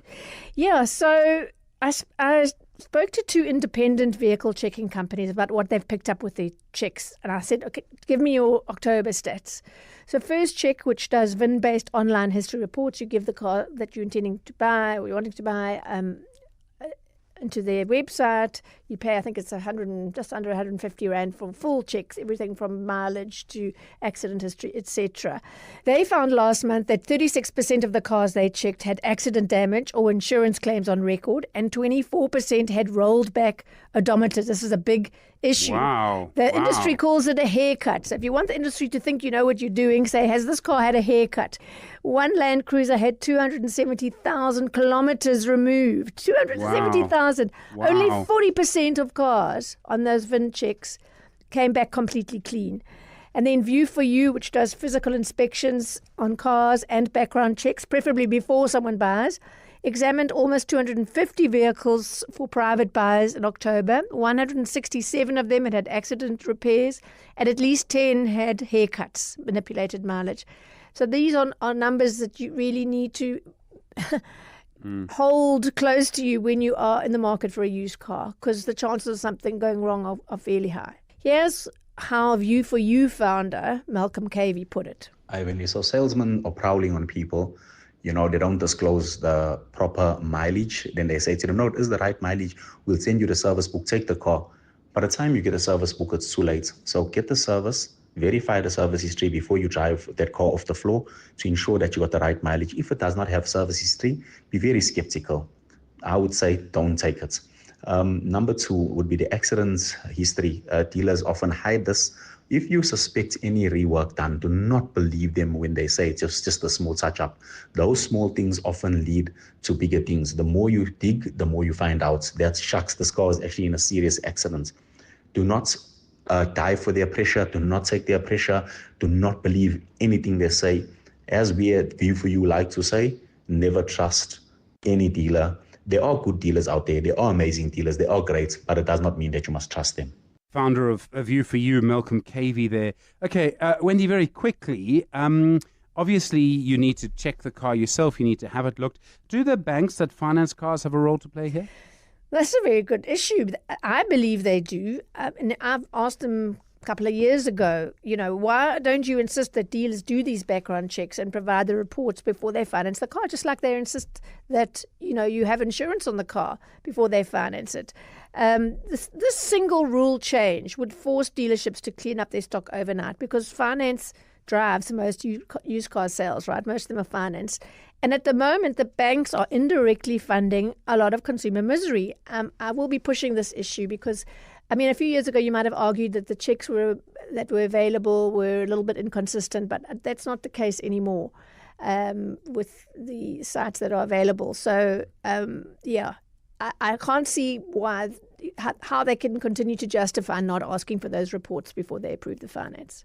Wendy Nolap, thank you very much indeed. Your Consumer Ninja on The Money Show tonight. Coming up, The Aubrey Masango Show on 702 and Cape Talk. Aubrey Masango, good evening. How are you doing? Very good, Stephen Grootes. Yes, How are you doing? Yeah, midweek, kind of edging on. Friday's not too far away. December is kind of here. Almost. Yesterday was payday. Yesterday was payday, yes. So I'm a bit tired this morning. Let's talk a little bit what's happening on the show tonight. Dr. Frank Magwegwe joins me. He's head of financial wellness and advisory at Nedbank. And he's also a Gibbs faculty member. We're talking about finishing strong in terms of our financial behavior this year, but also what ideas and what habits do we need to adopt in order to have a decent financial year in the next year. Is this the first hint before December even of a New Year's resolution for 2026? It's not even a hint. Are you like the hearing of the Christmas music in a shopping mall? It's not even a hint, my man. It's more robust than that. Trust me. Do you ever think about flies? flies. Yeah, as fly, in the fly. Yeah, fly. yeah, yeah. You think about them a lot? Only Are when they it's part very of hot in the your repertoire, philosophical sort of musings? Let me think about that. No. We talk about flies with Tim Neary. I haven't spoken to Tim Neary in a long, long time. He's a nature conservationist. We talk about flies and what their use is in the ecosystem. So they land on stuff. The word, yeah. Yeah. And then they rub their hands together, right? Absolutely. What's With- that with about? with glee. Please, yeah, like they're excited. Here I am. I'm on top of dog something. So that's what we're talking about in the weird and the wonderful with Tim Neary. And then in the third hour of the show, Stanley Beckett, author and consultant at Change Creator SA, joins me. And his topic is the psychology behind opportunity versus obstacle thinking. And then the final hour is an open line. That's the show for tonight. Before you go, Yep. I don't know if you're an online shopper or a physical shopper. No. Physical guy, yeah. Okay. What makes you go to one shopping mall over another? Is it just where you live? Is it just proximity? Or is there something else? My kids. But but I think proximity is a big one. Yeah. And I live very close to the one near, what do they call that? Strubens Valley. Yes. Yeah. So I go to that quite a lot because I live quite close to that, but also because there is a go-kart thing in the Oh, yes. yeah, and my Yeah. boys love that Yeah. that game, so that's a big reason why I'll go to but I'm from Pretoria, and Menlyn is a big part Yeah. of my mall visitations. No, that makes sense. Does parking matter to you, whether it's quick, works, efficient? I mean, for me, I'm like, if you have to queue to pay for parking, Yeah. the whole system has failed. Yeah. And you know how through life, I know you have this as well, you bump into people, and when you hear that they do a particular thing, you're interested. Yeah. The one time in my life I bumped into someone in the parking industry, and as I said, oh, and she said, no, I don't want to talk about it. So let me tell you a story about Mall of Africa and parking. I've been lost in Mall of Africa about 3 times. Yeah. The I just don't get parking too system big, is just yeah. crazy, and I've been lost. I've completely had to give up and say, listen, I don't know where my car is. Yeah. And I think that's a big part of the reason why Mall of Africa is perhaps not my biggest destination as far as malls are concerned. I mean, it swallowed your car. Absolutely. Aubrey Masango, looking forward to it. Thanks. Just gone 7:30, time for the latest eyewitness news. And Marky, good evening. The KZN Premier and MK. That's right. As a vote of no confidence against him looms, KwaZulu-Natal Premier Thamsanqa Ntuli says the Umkhonto weSizwe party has been targeting him for a while. Good evening. The party has informed the Speaker of the KwaZulu-Natal Provincial Legislature of its intention to table a motion of no confidence against Ntuli in the next sitting. The party has cited financial mismanagement and a failing government to prevent provincial unity as its reasons. But Ntuli says the coalition is intact and has made good strides in a period of a year. Ntuli spoke to journalists on the sidelines of a cabinet community program in Kwandengezi in the west of Durban. Nhlanhla Mabaso has more. Despite a possible vote of no confidence against Premier Thamsanqa Ntuli looming, he remains confident with his work. He says the MK party has been against him since his appointment in June last year. What else can you expect from the MK? Because right from the beginning, they were saying this premier is not going to last 3 months. After 3 months, it's going to last 6 months. And after a year, now they are bringing a motion of no confidence. He says the party is playing politics and the looming motion of no confidence undermines the administration. The people of KwaZulu-Natal are seeing a change. They are seeing government that is able to work closer with them. They are seeing government that is stable. The investor confidence has improved in the province of KwaZulu-Natal, and then you go for a motion of no confidence.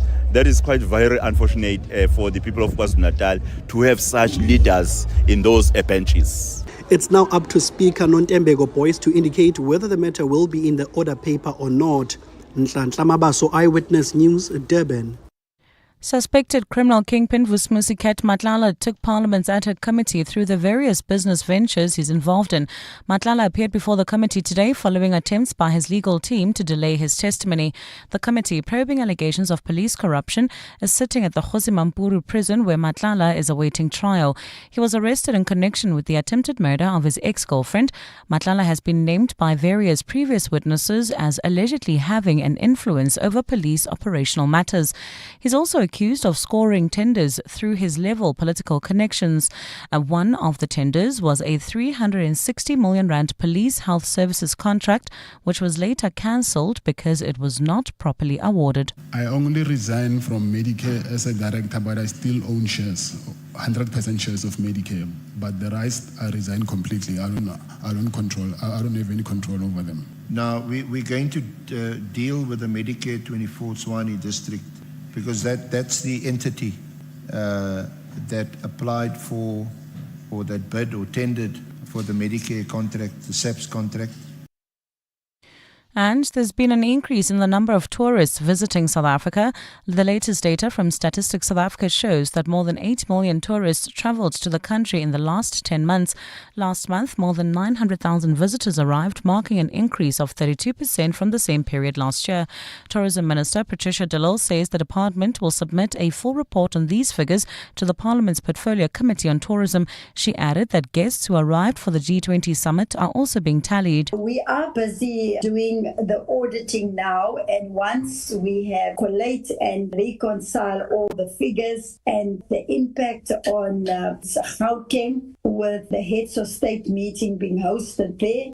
De Lille says the uptick in visitors can be attributed to increased air access and ease of travel. From January to October, in the same period in 2024, we had 7.2 million visitors, and for 2025, we had 8.56 million visitors. A look at your weather. A partly cloudy Thursday in store for Gauteng with morning fog patches and afternoon thunder showers expected. Temperatures will drop to overnight lows between 13 and 15 degrees and peak at highs between 26 and 29 degrees. Partly cloudy skies in Cape Town along with moderate southeasterly winds at a low of 19 and a high of 30 degrees. The top story in Eyewitness News. As a vote of no confidence against him looms, KwaZulu-Natal Premier Thamsanqa Ntuli says the Umkhonto weSizwe party has been targeting him for a while. That's the sound she needs to hear to pretend to be sleeping. The sound that warns her to start hiding things that could hurt her. The one that alerts her to stay out of his way. And that's the sound that tells her not to ask how his team played. Win or lose, there's no excuse for gender-based violence. Take the Champions for Change course at noexcusesa.com. Those trusty old shoes. There for your first move out of home. That marathon training that lasted a day. The quick runs to the store. The long nights out. Yeah, they've done the most for you. But with the Street Store, they can do even more for someone else. Visit thestreetstore.org to find out more about donating your pre-loved shoes and clothes to the world's first rent-free pop-up clothing store for the homeless. Donate before December 6, 2025. Standard Bank and 702 have joined forces to bring you China Unlocked. As much as we love our wine in South Africa, it is relatively unknown in the Chinese market. A show like Pro Wine Shanghai gives us the opportunity to educate more of the Chinese market around South African wines and elevate the knowledge around South African wines and grow our exports of wines. And this year, for the first time, as you had mentioned, we took part in Food and Hospitality China. This is more tailored for the finished products or agro-processed products such as rooibos and also other products that you can source directly from South Africa. Don't miss China Unlocked on 702 Drive with John Perlman. Tuesdays on 702. Brought to you by Standard Bank Business and Commercial, an authorized FSP and registered credit provider. The Money Show. Shapeshifters. 23 minutes to 8 the time. Well, you will have heard so many times on this show and others on how our electricity system is changing, how we're moving from one operator in Eskom to a proper electricity trading market. You know how complex and difficult some of these issues are. There are lots of different factors you've got to consider. There are lots of different parties. And one of the people who's kind of in the middle of this, and I mean it's the middle of a major transition, is your shapeshifter tonight. He is the chair of the National Energy Regulator of South Africa, and he's Thembani Bakula. Thembani, I've reported on you for many years. It's wonderful to actually talk to you as our shapeshifter. Thanks for the time. Good evening. Good evening, Stephen. Good evening to your listeners as well. From what I can see online, you started your tertiary at the University of KwaZulu-Natal and you studied a BSc engineering. I couldn't see if it was an electricity qualification or not. Were you keen on engineering, or were you already keen on sort of the electricity side of it? So I did my BSc in electrical engineering at the University of Natal.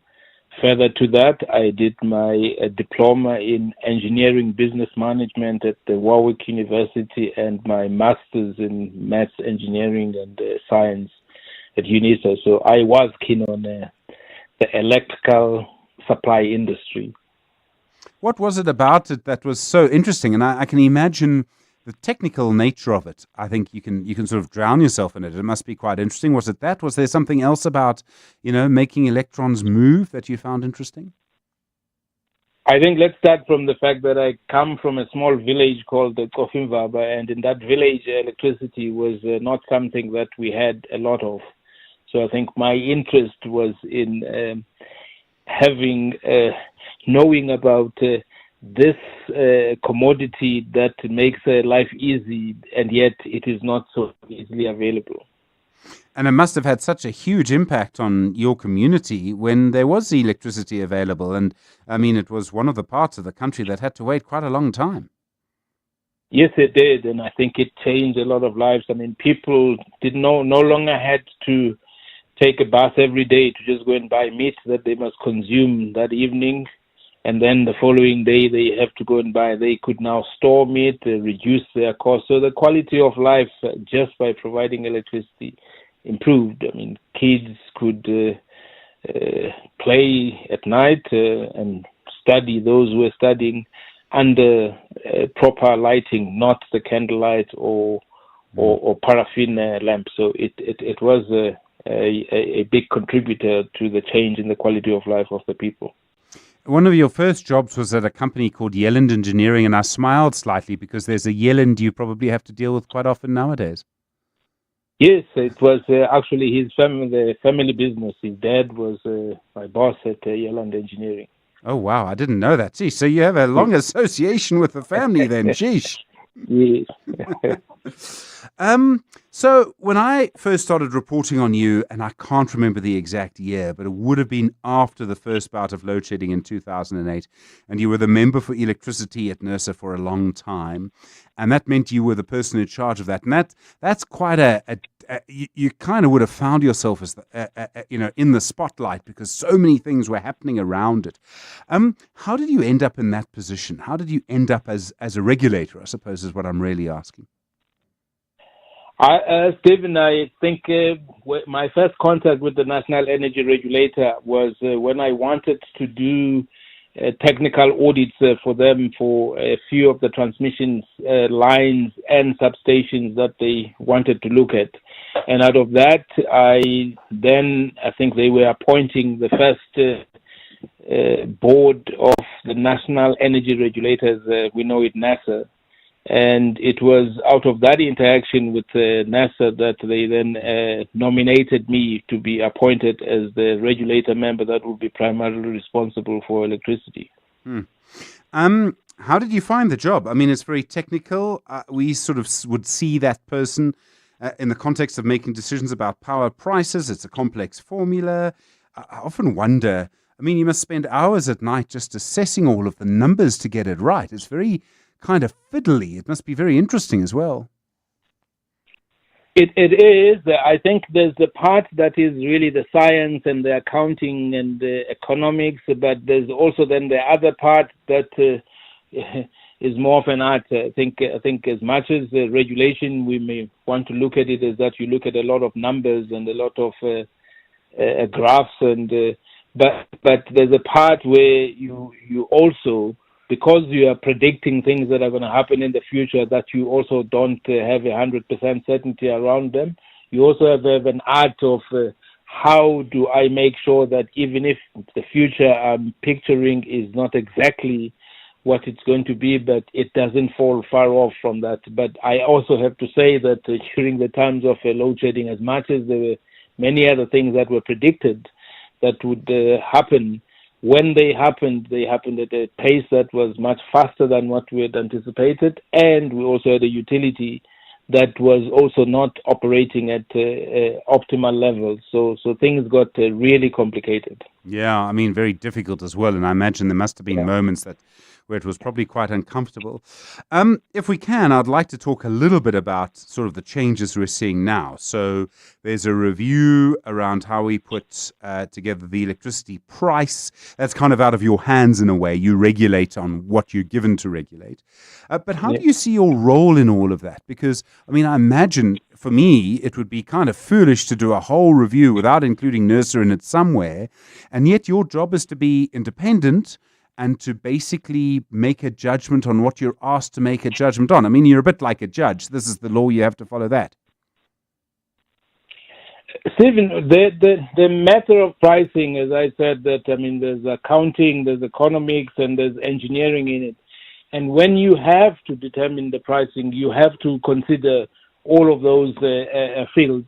And in what we are going to do now that we are moving towards a market, what is being hoped would happen is that when we have other players that want to sell their product, the tendency when a market is created is that producers try and find the least possible way of producing their product, which then results in the least possible cost of the product.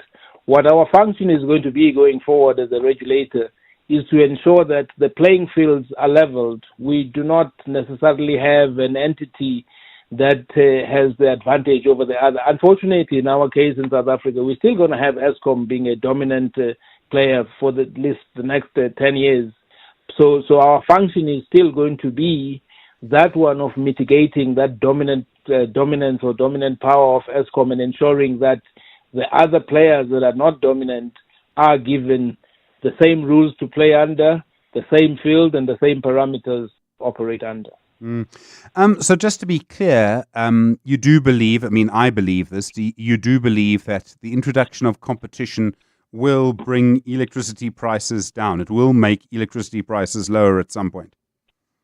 It should, Stephen. When we get to a point where there's efficiencies in the way that you run your operations, then there is no reason why the electricity prices would not go down. We also have a change in the technologies that are being used that also will contribute to the reduction in the cost and therefore make the electricity prices kind of reduce from the levels that we're seeing. So, I mean, there might be a moment where Eskom, for various reasons, maybe because it's such a big coal-fired producer of power, just can't compete with other operators. Do you have to take that into account, that we do kind of need Eskom or something like it, even if it may just never be able to really compete on price? I mean, that's quite a difficult situation to have to deal with, where you kind of need it as an emergency or a baseload supplier or something. And yet other newer plants may just be able to provide electricity more cheaply. I mean, you need to keep Eskom going in that circumstance, and yet it won't be competitive. That's partly true, that we have to keep Eskom there going, but I think one of the reasons why we will keep Eskom going is because we also haven't got to a stage where the alternative technologies are able to supply power 24/7. The sun only shines during the day, the wind blows when it wants to blow, and therefore you need something that can then provide that base power for when there's no wind and when there's no sun. And I think that's the advantage that Eskom has. The disadvantage with the plants that they have is that they are not the sort of plants that you can, turn on and off, and when you need them, you need to be running them all of the time for them to be able to produce power. It's not like you can, to start a coal-fired power station takes a few hours, and therefore we have to accept that there is going to be that part of the inefficiency in our system if we want to have continuous power available. But I think as the technologies change and as Eskom improves its own technologies, I'm sure we will get to a point where we have a way of adjusting the output of the coal-fired power stations to align with what is required and not to just have them idling because you can't switch them off. I want to ask you to make a prediction about power prices and when they'll come down. And as I do it, I realize that this cannot be this will be more of the art you spoke about rather than a science. Do you have any idea of when that might happen? You may not even be able to answer because of the position you hold as chair of NERSA, but I mean, do you think in 10 years, for example, we will stop having such big power price increases, or maybe 15 years? I won't hold you to it either way because I realize it's an impossible question. Stephen, I think as the regulator, we've made this a pronouncement, so I'm not speaking out of terms, and I think even ESCOM itself has made this realization that gone are the times and the days where we would have increases that are double digits. The increases that we're going to have in electricity have to be related to inflation and a single digit, and there's less the part where we also had to add a percentage or two. If you looked at the determinations, they're already indicating that the increases are going to be in your 5-6% range.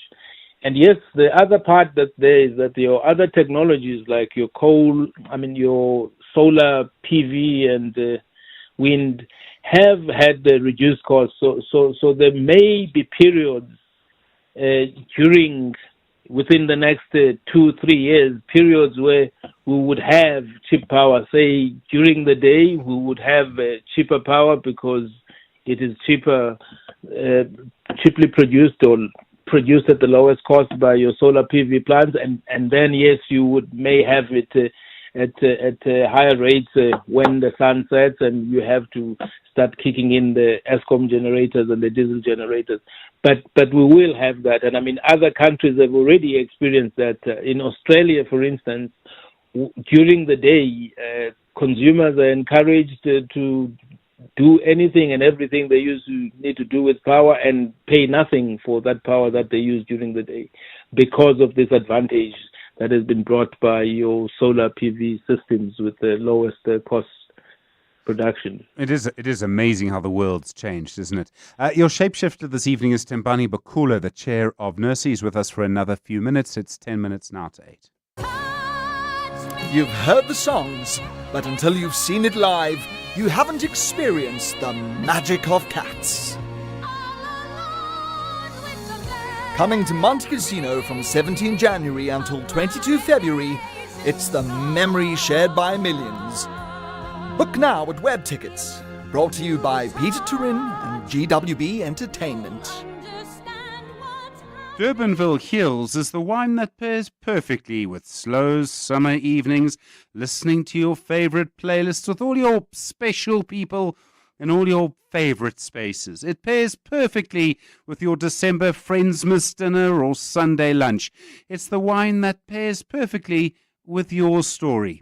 This summer, treat yourself to any 2 bottles of delicious, award-winning Durbanville Hills from participating retailers, and you could win a 5,000 Rand gift voucher from Durbanville Hills. Not for persons under the age of 18. T's and C's apply. To celebrate 25 years of helping you live the Premier life, FNB Premier is giving you a chance to win a 14-day European tour experience and other cool monthly prizes. Open any FNB Premier account from September to 31 December 2025. Switch your salary, swipe or tap a minimum of 2,000 Rand per month for 3 months straight. Spend and win with FNB Premier. FNB, help changes everything. TCs and competition rules apply. FNB, a division of First Rand Bank Limited, an authorized financial services and credit provider. The Money Show, Stephen Grootes, is brought to you by ABSA CIB, proud host of the Africa Impact Matters series podcast. ABSA is an authorized FSP and registered credit provider. The Money Show. Shapeshifters. 8 minutes now to 8 the time. Your shapeshifter this evening, the chair at NERSA, the energy regulator, Tembani Bakula. Tembani, as NERSA, you've had a bit of a rough ride. There was the mistake in the tariff application. You apologized in Parliament for that, and in other places it was a very difficult time for you. Does NERSA have the resources, the people with the qualifications, the facilities and all of that kind of thing that it actually needs? I mean, I know some parts of government, I mean, Stats SA is a good example, doesn't get the money that it needs, and yet we expect a very high sort of level of work from it. Do you have what you need? NERSA has the staff and the competences that are required for what we have. But going forward, as we go into what the market would require, whether we need to understand the day ahead, intraday, and the balancing requirements, NERSA has to create those skills. But I would want to take you back to a time when we had no renewables and NERSA was running the REFIT program. At that stage, there was no association. Nobody knew as much as we now know, and we built that capability from nothing to where it is now, well recognized and also really respected across many areas. Our solar PV, wind, and hydro industries. We also believe that even with the market and what is going to be required for NERSA going forward, we are going to get to that stage by building these resources. At this stage, I think there's no South African entity that can also claim to have all that is required to run the market. We are all going to learn, but we have a good history and a good reputation that we've done it with renewables and we'll be able to do it with the market. And we had done it with the nuclear and many other things that had happened in this country before. I am confident that we'll be able to do this. There are also other countries that have done this. Some of them, I mean, I remember the California power crisis. Some of them made huge mistakes there, and some of them got it right. I mean, there are lots of places to learn from. Yes, we have that wealth of mistakes that have been made and successes, but we then have to customize them and make them fit into our own environment. We have power stations that we have just built and that have to still run, so we may have to have some artificial market running around them, but that's what we have, and we are going to make it work. But what must happen at the end of it all is that we must get the lowest possible production of electricity, and therefore the lowest costs for the consumers of electricity. If this market and this change is not going to achieve that, then we still have to carry on tweaking it till we get to this desired answer of the lowest possible cost of electricity. There's been often, a question has come, when would load shedding end? And load shedding has ended, and it's ended some time ago now. And I know people have been very careful to not say it'll never happen again, and I understand why, whether it's the electricity minister or Eskom. Let me put the question to you in this way. As the chair of NERSA, are you comfortable that our electricity network, the whole thing, is just a lot more resilient than it was? And it would seem to me very unlikely that we would have load shedding again. I have to say that from what I see and the reports that we get provided, I am comfortable that load shedding is behind us. But what we must not do is get to that stage where we relax and we don't do the things that got us to be into load shedding. We must continue doing the things that got us out of load shedding.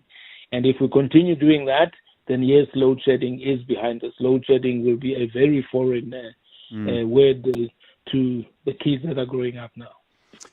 If I may, Timbani, normally at this point in a Shapeshifter interview, we ask our guest what they do for fun, what they do to relax. And I'm going to ask you, but I must just tell you that it comes with a rule, because so many people say, when I have time off, I spend the time with my family and I jog. So you're not allowed to say those two things. I don't know if maybe you're the captain of your local skydiving team or something like that. What do you do to relax when you get a moment off? I'm not a captain of a skydiving team, but I do go boating. So I relax by getting into the Germiston Lake or Val Dam and just let my boat drift till the sun sets. Do you mean yacht under sail, or do you mean with an outboard motor or something? Just a small boat, not a yacht. I said Germiston Lake, it only takes small boats, not yachts. But is it sails? Pardon? Is it sails or is it a motor? It's a motorized boat. Okay, all right, yeah. It must, and I imagine you do feel that you're getting away from it all. Yes, right in the middle of nowhere, and no load shedding and worries when you're in the middle of the dam. Mm-hmm. And you can throw the phone in the water if you need to. Exactly. And traveling, you go. I mean, Koffenwaber, I imagine, might be a place you go to. Are there any other particular places you like to go to? I do like the places around the coast, like your Cape San Francisco is one of my favorite places to visit. Well, Tembani Bakula, it's been great to talk to you. Thank you. I really do appreciate the time. As I say, I've reported on you for many years, so it's great to sort of get a different side of you, if you like, and to be our shapeshifter. The chairman of the National Energy Regulator of South Africa, Tembani Bakula. So thank you very much indeed for your time on The Money Show tonight. The Money Show, Stephen Grootes, is brought to you by ABSA CIB, proud host of the Africa Impact Matters series podcast. ABSA is an authorized FSP and registered credit provider. Well, U.S. markets turning positive tonight. Interest rate expectations are part of it, I suspect. The Dow Jones is up 0.9%. The Nasdaq is up 0.94%. The S&P 500 is up 0.86%.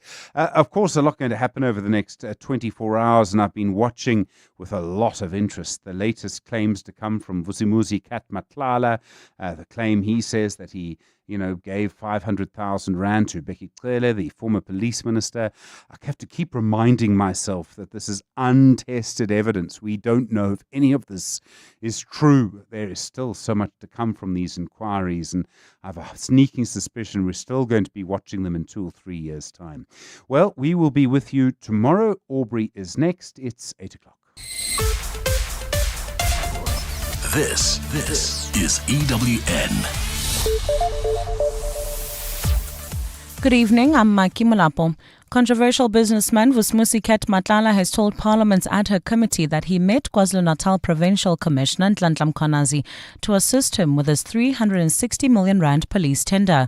Matlala told the ad hoc committee that it was former police minister Becky Cele who arranged the meeting for him and Mkhwanazi to discuss the tender.